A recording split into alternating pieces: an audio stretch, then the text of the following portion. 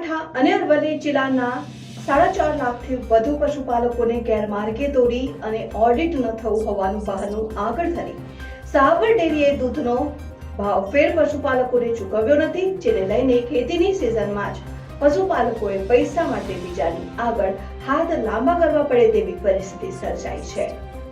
જોતા રહો Bharat times news. સરકારશ્રી તરફથી ચોખ્ખી સૂચના આપવામાં આવી છે અને છઠ્ઠા મહિનામાં આ પરિપત્ર જે મારી પાસે છઠ્ઠા મહિનામાં સરકારે કીધું છે કે ભાવ વધારો ભાવ ફેર જે છે એ પશુપાલકોને સાબર ડેરી વતી સાબરકાંઠા અને અરવલ્લી જિલ્લાના પશુપાલકોને મળવો જોઈએ। હું તમામ ડિરેક્ટરોને પણ કહું છું કે આ રાજકારણ ના કરો। સરકાર તમારી પશુપાલકોની સાથે છે અને સરકારે ક્યાંય પણ આમાં રોલ ભજવ્યો નથી। ક્યાંક કોઈક એક ડિરેક્ટરે સરકાર પર ખોટા પ્રકારના આક્ષેપ કરીને જે વાત કરી છે અને વખોડું છું।